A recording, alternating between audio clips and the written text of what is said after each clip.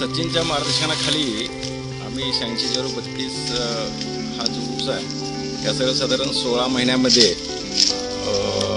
48 ते 50 पेऱ्या ऊसाला आलेल्या आहेत। तर ह्यामध्ये आम्ही संजीवकाचा वापर, जीवामृत आणि रासायनिक खतं असं सगळ्यांचा मिळून स्प्रे आणि ठिबकमधून आम्ही देत असल्यामुळे ह्याची चांगली वाढ झाली।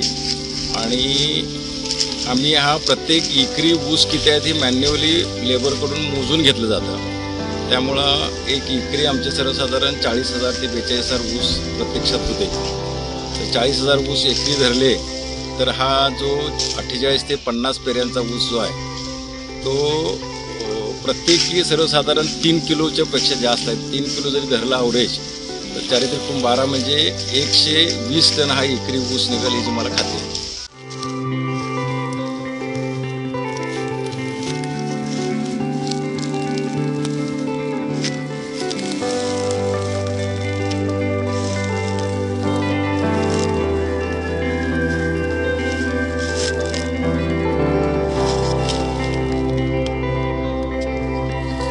लातूर येथील शंकर पाटील यांचे वडगाव येथील शेती फॉर्मवरती मी सचिन पाटील वाघाले मार्गदर्शन केलं आहे। तर सरळ सदर ऊस हा 50 ते 55 कांडीवरती आत्ता आहे। ऊस तोडणी चालू आहे।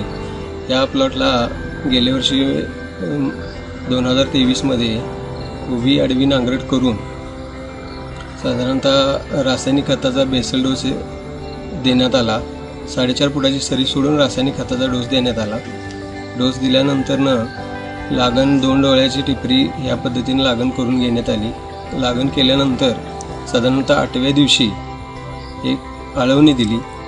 आळवणी दिल्यानंतरनं साधारणतः 25 ते 30 दिवसाच्या अंतराने रासायनिक खताचा परत एक डोस देण्यात आला फुटव्याच्या अवस्थेत।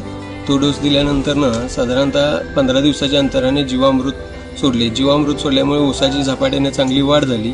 वाढ झाल्यामुळं साधारणतः 90 दिवसाच्या दरम्यान ऊसाची भरणी केली। 90 दिवसाची भरणी केल्यानंतरनं 15 दिवसाच्या अंतराने परत जीवामृत सोडण्यात आले। ते जीवामृत सोडल्यानंतर ऊसाची चांगली ग्रोथ मिळाल्यानंतरनं एकरी साधारणतः 42,000 ऊस संख्या राहील अशी मेंटेन करण्यात आली। आज रोजी हा ऊस पावसाळी डोस एक देण्यात आला। आज रोजी हा ऊस कारखान्याला तोडणीसाठी चालू आहे। 50 ते 55 कांडी सरासरी झालेली आहे। याचा आम्हाला एकरी सर्वसाधारण 120 टनांप्रमाणे ॲव्हरेज आता सध्या तरी अपेक्षित चालू आहे।